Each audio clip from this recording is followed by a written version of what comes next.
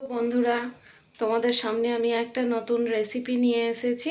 তো রেসিপিটা হলো আমসত্ত্ব খেজুর টমেটো চাটনি। তো এই আমসত্ত্ব খেজুর টমেটো এটা আমি আগে থেকেই কেটে রেখে দিয়েছি।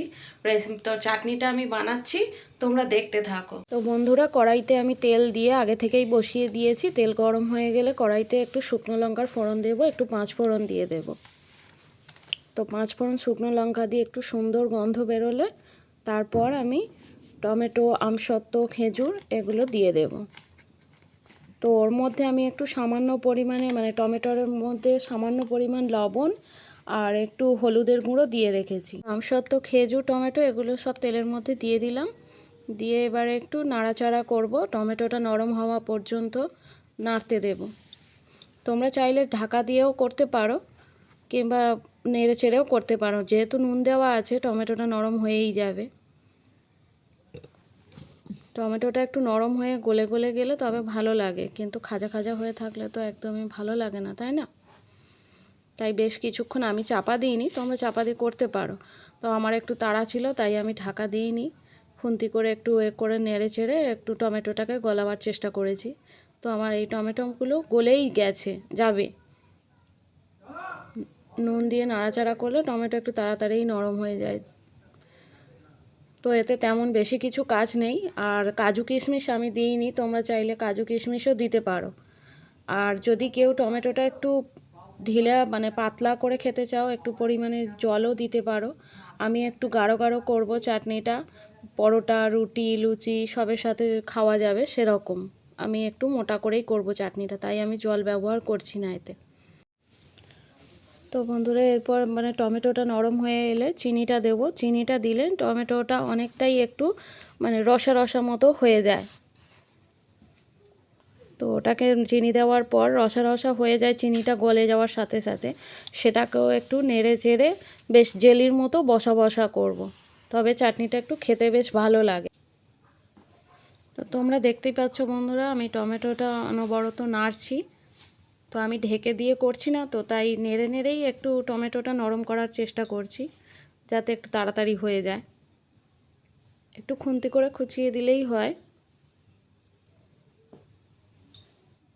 তোমরা চাইলে ঢাকা দিয়ে অবশ্যই করবে, তাড়াতাড়ি ওটা টমেটোটা গলে যায় ঢাকা দিয়ে করলে। তো দেখতেই পাচ্ছ টমেটোটা আমার প্রায় গলে গলেই এসেছে।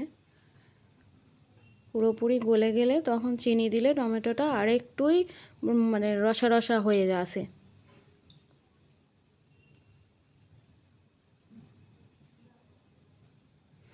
আমসত্ত্বগুলোও গলে যাবে টমেটোর সাথে। খেজুরগুলো একটু দানা দানা রয়েছে এখনও।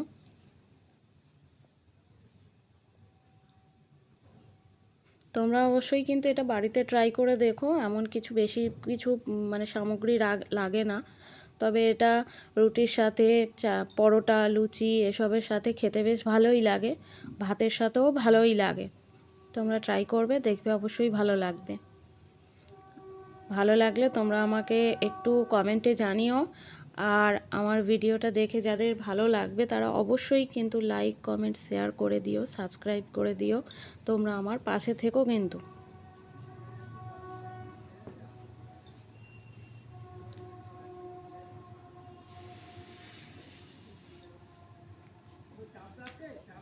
দেখতেই পাচ্ছ আমি খুন্তি করে টমেটোটা বেশ কুচিয়ে দিয়ে একেবারে নরম করে দিয়েছি, গলিয়ে দিয়েছি। এখনও খেজুরগুলো এখনও একটু আছে দানা দানা, তো ওটা চিনি দিয়ে আর একটু নাড়াচাড়া করতে করতে গলে যাবে খেজুরটা।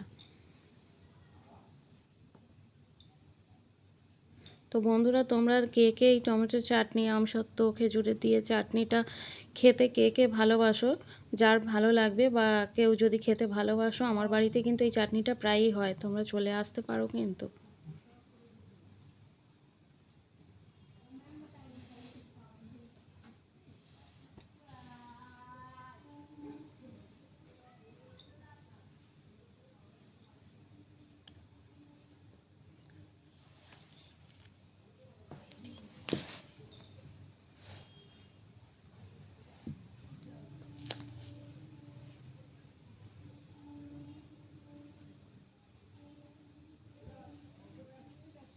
এবার আমি চিনিটা দিয়ে দিচ্ছি। তোমরা তোমাদের স্বাদ মতো চিনিটা দেবে। আমি একটু বেশি করেই চিনিটা দেব। এখন দিলাম, আর একটু নাড়াচাড়া করার পর একটু টেস্ট করে দেখে নেব মিষ্টিটা ঠিকঠাক আছে কি না। কারণ আমার বাড়িতে এটা চাটনিটা একটু বসা বসা হবে, তো মিষ্টিটা একটু বেশি লাগলে ভালোই লাগে। চিনিটা গলে যাওয়ার সাথে সাথে দেখতে পাচ্ছ বন্ধুরা, টমেটোটা একটু পরিমাণে জল জল মতো হয়ে গেছে, কারণ চিনিটা গলছে।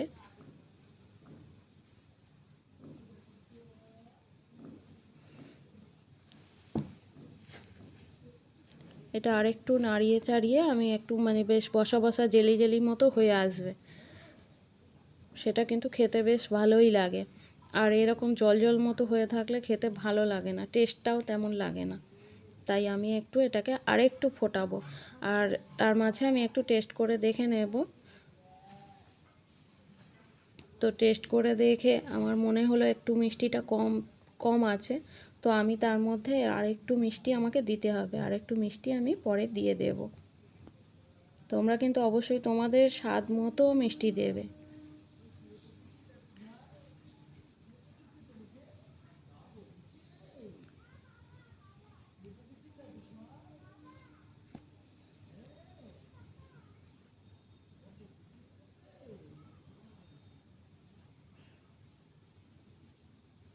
দেখতে পাচ্ছ চাটনিটা বেশ কেমন বসা বসা হয়ে এসেছে। বন্ধুরা, আমি চাটনিটা টেস্ট করেছি, একটু টেস্ট করার পর দেখলাম নুন আর মিষ্টি একটু কম আছে, তো তার জন্য শেষে আমি একটু সামান্য পরিমাণ লবণ আর একটু দিলাম, আর একটু চিনি দিয়ে দেব। তাহলে আমার চাটনিটা পুরোপুরি স্বাদ মতো সব ঠিকঠাক হয়ে যাবে, চাটনিটাও পুরো রেডি হয়ে যাবে আমার। দেখতেই পেলে বন্ধুরা, আমি আরেকটু নুন আর একটু চিনি দিয়ে দিলাম, আর একটু ফুটিয়ে নেব, যেহেতু চিনিটা পরে দিলাম আবারও একটু জল জল মতো ছেড়ে দেবে, তার জন্যই আমাকে আরেকটু ফোটাতে হলো চাটনিটা। তো চিনির রসটা যতক্ষণ না জলের মতোটা মরছে ততক্ষণ আমি আরেকটু নাড়াচাড়া করব।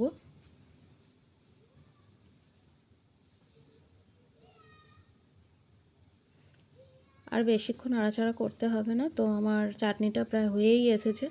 হয়ে গেলে আমি নামিয়ে নেব।